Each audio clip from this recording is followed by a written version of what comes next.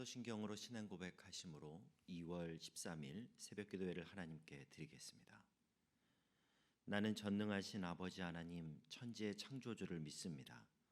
나는 그의 유일하신 아들 우리 주 예수 그리스도를 믿습니다. 그는 성령으로 잉태되어 동정녀 마리아에게서 나시고 본디오 빌라도에게 고난을 받아 십자가에 못 박혀 죽으시고 장사된 지 사흘 만에 죽은 자 가운데서 다시 살아나셨으며 하늘에 오르시어 전능하신 아버지 하나님 우편에 앉아 계시다가 거기로부터 살아있는 자와 죽은 자를 심판하러 오십니다.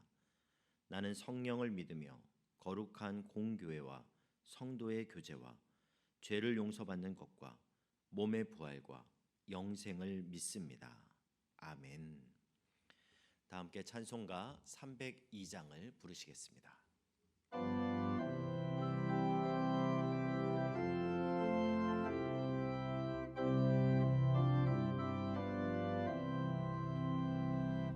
내 주 하나님 넓고 큰 은혜는 저 큰 바다보다 깊다. 너고 닷줄을 끌어 깊은 대로 저 한가운데 가보라. 언덕을 떠나서 장파에 배 띄워 내 주 예수 은혜의 바다로 내 맘껏 져가라. 왜 너 인생은 언제나 거기서 저 큰 바다 물결 보고 금이 모르는 깊은 바닷속을 한 번에 하려 안 보나. 언덕을 떠나서 장파에 배 띄워 내 주 예수 은혜의 바다로 내 맘껏 져가라. 많은 사람이 얕은 물가에서 저 큰 바다 가려다가 찰싹거리는 작은 파도 보고 마음 약하여 못 가네. 언덕을 떠나서 장파에 배 띄워 내 주 예수 은혜의 바다로 내 맘껏 져가라. 자 곧 가거라 이제 곧 가거라 저 큰 은혜 바다 향해. 자 곧 내노를 저 깊은 데로 가라. 망망한 바다로 언덕을 떠나서 장파에 배 띄워 내 주 예수 은혜의 바다로 내 맘껏 져가라.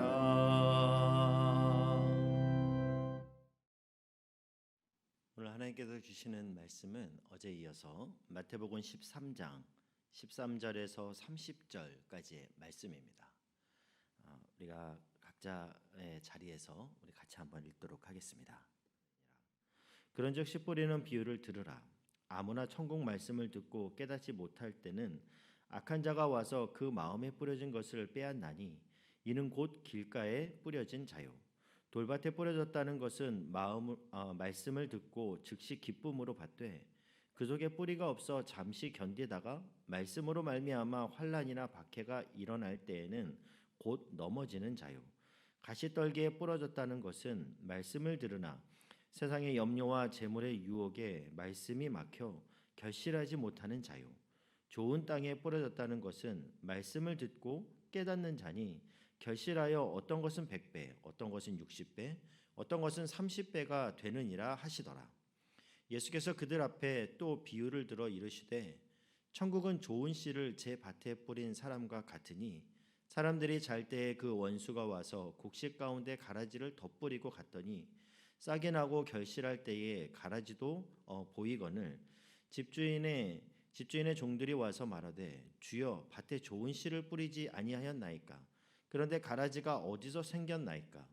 주인이 이르되 원수가 이렇게 하였구나. 종들이 말하되 그러면 우리가 가서 이것을 뽑기를 원하시나이까. 주인이 이르되 가만두라. 가라지를 뽑다가 곡식까지 뽑을까 염려하노라. 둘 다 추수 때까지 함께 자라게 두라. 추수 때에 내가 추수꾼에게 말하기를 가라지는 먼저 거두어 불사르게 단으로 묶고 곡식은 모아 내 곡간에 넣으라 하리라. 아멘. 예수님은 마태복음 13장에서 하나님의 나라를 비유로 전하시는데요. 비유는 땅에 있는 것을 소재로 해서 하늘의 것, 하나님의 진리를 선포하는 것이라고 말할 수 있습니다. 예수님께서 씨 뿌리는 비유로 천국에 대해서 말씀을 하고 계시는데 이 씨는 말씀, 즉 복음을 의미하고 있습니다. 예수님은 이 씨를 어떻게 뿌리는가도 중요하지만 이 씨 뿌리는 비유의 초점은 받아들이는 마음, 그 수용성이 있는 마음밭이 어떤 상태냐에 따라서 결실이 달라진다 이렇게 말씀을 하고 계시는데요. 그러면서 네 가지 밭에 대해서 말씀을 하십니다. 그 첫 번째 밭은 길가밭인데 오늘 보면 19절 말씀을 보면요. 아무나 천국 말씀을 듣고 깨닫지 못할 때는 악한 자가 와서 그 마음에 뿌려진 것을 빼앗나니 이는 곧 길가에 뿌려진 자요 이렇게 말씀합니다. 지금은 아스팔트가 많아서 흙을 잘 볼 수가 없는데요. 근데 그러나 불과 몇십 년 전만 해도 길이 다 흙길이었습니다. 그래서 길가 같은 밭은 사람들이 늘상 밟고 다니기 때문에 그 흙이 단단하게 딱딱하게 굳어진 땅을 말합니다.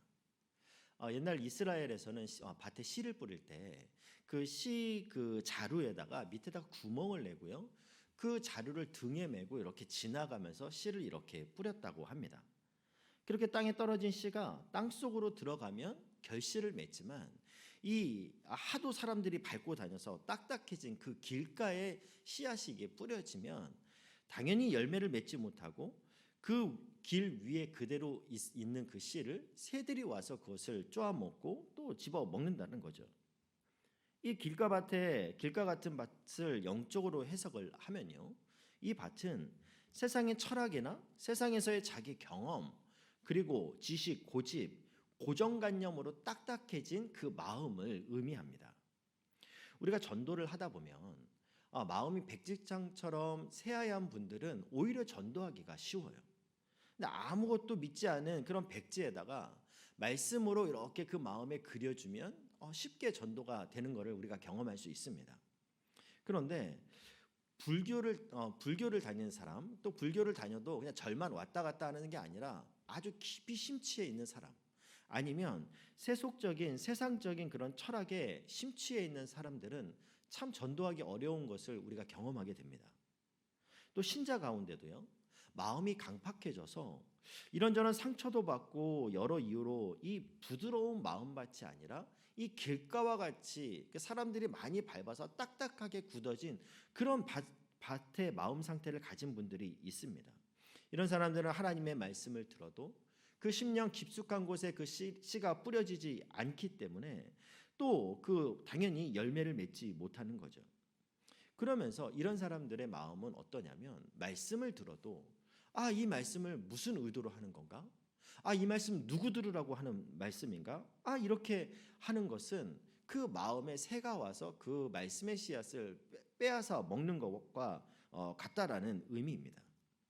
성령께서 감동케 해주셔서 자신의 삶을 조명케 해주시고 회개케 해주시면 은혜로다 그러면서 그 말씀을 받아야 되는데 그렇지 못하고 강박한 마음이 드는 거죠. 그러면 이 길가 같은 밭은 어떻게 해야 됩니까? 우리가 아스팔트를 깨트려야 그 밑에 하수도 공사를 할 수 있는 것과 같이 그 마음을 뒤집어 엎고 기경해야 한다라는 겁니다. 그런 우리의 노력도 필요하지만요. 하나님 앞에 하나님 날마다 우리 마음이 굳어지지 않도록 내가 부드러운 마음밭을 가질 수 있도록 하나님 도와주시옵소서. 이런 기도가 겸손한 이 기도가 우리에게 필요할 줄 믿습니다. 두 번째 밭은 돌짝밭인데요. 22절 말씀에 보면 그 속에 뿌리가 없어 잠시 견디다가 말씀으로 말미암아 환난이나 박해가 일어날 때에는 곧 넘어지는 자요 말씀합니다. 돌짝밭에 떨어진 그 사람의 신앙은 은혜도 금방 받지만 또 그 은혜가 또 금방 식는 그런 경향을 보입니다.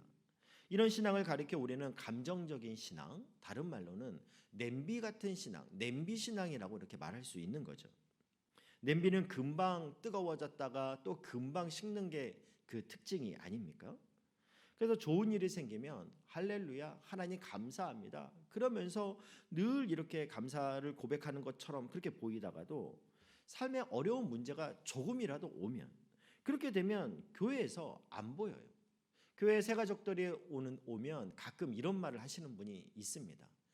방학이 참 길었습니다. 교회에 나오다가 뭐 쉬는 게 한두 달 쉰 게 아니라 5년, 10년 이렇게 되신 분들이 있다라는 거죠. 그 이유가 여러 가지 있을 수 있지만요. 하지만 신앙생활하면서 이 세상의 시험을 이기지 못한 거예요. 그러니까 이 길가 같은 밭의 그 적이 사단이라면 이 돌짝밭의 마음의 적은 육신입니다. 내 마음이 편하고 내 육신이 편한 것, 형통한 것. 그러다가 육신이 고생하고 시련을 당하면 진리를 외면하고 말씀에서 금방 멀어지는 겁니다. 그러면서 드는 생각이 하나님 계신 거 맞아? 하나님이 정말 계시다면 내가 이런 일을 당할 수 있는 거야? 그러면서 마음의 돌멩이들이 자신의 마음의 평안을 그렇게 뺏어가는 거죠. 혹 나의 마음은 돌짝밭이 아닌가 늘 자신을 돌아보면서 말씀 앞에서 늘 자신의 심령을 돌아보고 다시금 부드러운 마음을 하나님께 구하는 저와 여러분이 될 수 있기를 주님의 이름으로 축복합니다. 세 번째 밭은 가시떨기인데요. 22절 말씀입니다. 가시떨기에 뿌려졌다는 것은 말씀을 들으나 세상의 염려와 재물의 유혹에 말씀이 막혀 결실하지 못하는 자요. 처음에 말씀드린 길가밭의 적이 사단이고 또 돌짝밭의 적이 육신이라면 이 가시떨기밭의 적은 세상입니다. 세상의 재리 또 세상의 염려. 그러니까 이 사람은 세상을 너무도 사랑하는 사람이고요. 한마디로 말하면 돈을 너무나 사랑하는 그런 사람입니다. 우리에게 돈이 필요한 것은 사실이지만 필요 이상으로 돈을 사랑하게 되면 말씀 가운데 우리의 심령이 말씀의 기운이 우리 심령 가운데 딱 막히게 된다라는 겁니다. 그래서 청년 부자가 결국은 재물 때문에 근심하면서 돌아가서 영생을 얻지 못하고 근심해서 돌아간 것처럼 이 사람은 세상을 너무 좋아해서 결국 하나님의 말씀이 그 마음 가운데 결실하지 못하는 사람이라는 거예요. 마태복음 6장 24절에 보면요. 하나님은 한 사람이 두 주인을 섬기지 못할 것이니 혹 이를 미워하고 저를 사랑하거나 혹 이를 중히 여기고 저를 경히 여김이라. 너희가 하나님과 재물을 겸하여 섬기지 못하느니라 이렇게 말씀합니다. 하나님의 자리에 돈, 이 재물을 올려놓는 사람은 이 재물로 인해서 하나님의 말씀이 그 가슴에 깊이 새겨지지 못하고 이 재물이 영적인 깊이를 더할 수 있는 기운을 차단해 버린다라는 거예요. 세상의 염려, 재물의 유혹에 말씀이 막힌 사람이라는 겁니다. 내 마음밭이 가시떨기 밭인지 아닌지 늘 여러분 말씀 앞에서 자신의 심령을 조명해 보시길 바랍니다. 나는 하나님 앞에 드림이 기쁨인가를 점검하면 우리는 우리의 마음이 이 가시떨기 밭이 아닌지 알 수 있습니다. 하나님이 정말 내 삶의 주인됨을 인정하는 사람은 나의 모든 것에 대해 하나님의 소유권, 하나님의 주인됨을 인정하는 사람입니다. 그래서 주께 드림이 나의 기쁨이 됩니다. 늘 이렇게 고백하는 사람인 것이죠. 드림이 나의 특권이고 영광입니다 고백하면서 드리면서도 오히려 감사할 수 있는 사람. 세상이 줄 수 없는 이 드림의 기쁨을 소유하는 저와 여러분이 될 수 있기를 바랍니다. 마지막으로 좋은 땅이라고 하는 것은요, 심령에 돌멩이나 잡초나 가시덤불 이런 것이 없이 씨앗이 떨어지면 흙 속에 깊이 잘 들어가고 거기서 좋은 싹이 나고 좋은 열매를 맺을 수 있는 그런 밭을 말합니다. 항상 하나님을 깊이 사랑하고 삶의 전 영역에서 하나님의 주인됨을 인정하는 삶, 하나님께 맡겨드리는, 내어드리는 위탁된 삶, 하나님의 말씀에 대한 깊은 수용성과 깨달음이 있는 삶. 이런 사람이 말씀을 깊이 마음속에 또 심어서 30배, 60배, 100배의 결실을 맺는 좋은 밭을 가진 사람입니다. 성경 인물에 살펴보면 로마의 백부장을 예로 들 수 있는데요. 이 사람은 자기 화인이 중풍병에 걸려서 예수님께 나왔습니다. 예수님이 내가 가서 고쳐주겠다 이렇게 얘기를 하니까 뭐라고 말합니까? 굳이 오실 필요 없습니다. 누추한 이방인의 집에 오는 것을 제가 감당하지 못하겠습니다. 제 수하에도 또 저에게도 수하가 있는데 그래서 이더러 오라 그러면 오고 가라 그러면 갑니다. 여기서 말씀만 해 주시옵소서. 그러면 그가 낫겠습니다. 이렇게 말을 하죠. 정말 전적인 위탁의 신앙을 가진 사람입니다. 전적으로 겸손하고 온유함과 사모함이 있는 그런 마음을 가진 그런 좋은 밭을 가진 사람인 거죠. 오늘 주님 앞에 나온 여러분이 이 마음을 주님 앞에 갈 때까지 지니고 삶 가운데 하나님이 주신 놀라운 그런 열매들을 맺고 또 하나님께 그 열매를 올려드리는 그런 저와 여러분이 될 수 있기를 바랍니다. 예수님은 씨 뿌리는 비유 위에 알곡과 가라지 비유를 말씀하시는데요. 이 비유는 천국의 비유 중에 하나입니다. 그런데 이 천국은 우리가 죽고 나서 가게 될 하늘 나라를 말하는 것이 아니라요, 지상에서 이루어지는 하나님의 나라를 의미하고 있습니다. 하나님의 나라는 하나님의 통치, 하나님의 다스림이 있는 영역을 말하는데요. 하나님은 이 지상에서 하나님의 백성들을 통해서 하나님의 통치와 하나님의 다스림 그리고 하나님의 영역이 넓혀져 가기를 소원하고 계십니다. 또한 이 일을 오늘 우리에게 맡기셨고 그래서 우리는 하나님의 지경과 하나님의 나라를 넓혀가는 그런 축복의 통로로 우리가 부름 받았다라는 것이죠. 가라지 비유에 나타나는 좋은 씨를 뿌리는 자는요, 예수 그리스도를 말하고 있습니다. 우리 주님의 지상 사역은 이 세상에서 하나님의 말씀으로 사랑하는 하나님의 자녀들을 세우는 일이었어요. 그러나 이 사역에 방해하는 자가 있는데 공중에서 내어 쫓김을 당한 사탄입니다. 어둠의 권세. 이 어둠의 권세는 주님이 재림하기 전까지 우리 눈에 보이지 않지만 믿는 자나 믿지 않는 자의 마음을 미혹하고 그 영혼을 어둠의 자리로 끌고 가려고 하는 자를 말하는 거죠. 우리는 이 지상에서 이런 영적인 전투가 끊임없이 이루어지고 있다는 것을 우리는 반드시 기억해야 합니다. 사탄은 끊임없이 오늘도 믿는 자의 영혼마저도 혼미케 해서 무력한 그리스도인의 자리로 끌고 가려고 애를 쓰고 있다라는 것이죠. 오늘 본문 25절 말씀을 보면요, 사람들이 잘 때에 그 원수가 와서 곡식 가운데 가라지를 덧뿌리고 갔더니, 또 읽지는 않았지만 39절 말씀에 보면 가라지를 뿌리는 원수는 마귀요 추수 때는 세상 끝이요 추수꾼은 천사들이니 말씀합니다. 우리가 이 가라지 비유를 통해서 우리의 마음 가운데 깊이 생각해야 할 것이 있는데요. 먼저는 우리의 분별성의 한계라는 것입니다. 우리 생각에는 알곡과 가라지를 빨리 구별해서 뽑는 게 그 밭을 위해서도 더 좋다고 생각할 수 있는데요. 그러나 29절에 보면 가라지를 뽑으려다가 알곡까지 뽑을 수 있기 때문에 그냥 놔둬라 이렇게 말하는 주님이에요. 우리는 우리의 분별성이 갖는 한계성과 불완전성을 갖고 있기 때문에 알곡과 가라지를 쉽게 구분할 수 없습니다. 그리고 또 두 번째 우리가 기억해야 할 것은 심판의 영역은 우리의 영역이 아니라 우리의 주인 되시는 하나님의 영역이라는 거죠. 우리는 주인이신 하나님의 심부름꾼으로 하나님의 일에 부름을 받은 자지만 그 심판의 영역은 여전히 우리의 원주인이신 하나님의 영역이라는 것을 우리는 인정해야 합니다. 그리고 세 번째로 알곡과 가라지는 마침내 자신의 존재를 자명하게 드러나게 된다라는 것을 우리는 기억해야 합니다. 여러분, 이단은 다른 게 이단이 아니라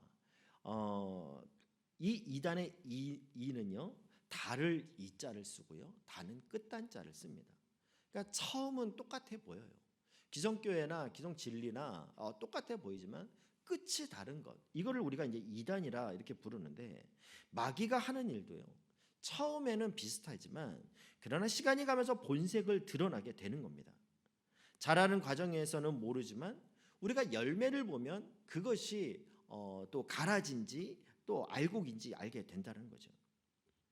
우리가 또 마지막으로 기억해야 할 것은 지금은 심판의 때가 아니라 은혜의 때라는 거예요. 지금은 가라지도 알곡이 될 수 있는 가능성이 있는 은혜의 때입니다. 우리도 마찬가지죠. 죄인이었지만 회개하고 예수 그리스도를 받아들임으로써 죄인의 자리에서 의인의 자리로, 하나님의 자녀의 자리로 이렇게 옮겨갔듯이, 또 어둠의 영에 사로잡힌 영혼이라 할지라도 그들에게 올바르게 복음이 전해지고 그들의 심령이 올바르게 그 복음을 받아들인다면, 그 영혼이 하나님 앞에 진실하게 회개를 한다면 구원의 문은 여전히 열려 있다라는 사실입니다. 여러분, 오늘 하나님이 여러분에게 주시는 말씀은 무엇입니까? 하나님을 향한, 말씀을 향한 나의 마음은 지금 옥토와 같은 마음인가? 이 새벽 우리의 심령을 비추시는 말씀 앞에 조명받는 그런 저와 여러분이 되실 수 있기를 바랍니다. 또한 비록 지금은 가라지와 같은 영혼이라 할지라도 가라지도 알곡이 되기를 원하셔서 지금도 은혜의 문을 활짝 열어놓으신 그 주님에게, 오늘 내가 만나는 한 사람에게라도 내가 받은 이 은혜와 사랑을 전할 수 있는 저와 여러분이 될 수 있기를 주님의 이름으로 축복합니다. 기도하도록 하겠습니다. 사랑의 주님, 은혜를 감사합니다. 오늘 말씀을 통해서 과연 나의 마음밭은 어떤 밭인가 다시금 돌아보게 해주시고 결단하게 해주시니 감사합니다. 흔들리는 셋밭 가운데 거리에 나부끼는 낙엽처럼 이리저리 휩쓸리는 자가 아니라 말씀을 깨닫는 마음을 주셔서 결실 있는 인생 되게 하여 주시옵소서. 그리하여 충만하신 하나님의 사랑이 우리 안에 자리 잡아 오늘 우리가 만나는 한 사람에게라도 이 뜨거운 하나님의 사랑을 전하는 자 되게 하여 주시옵소서. 예수님의 이름으로 기도드립니다. 아멘. 하늘에 계신 우리 아버지, 아버지의 이름을 거룩하게 하시며 아버지의 나라가 오게 하시며 아버지의 뜻이 하늘에서와 같이 땅에서도 이루어지게 하소서.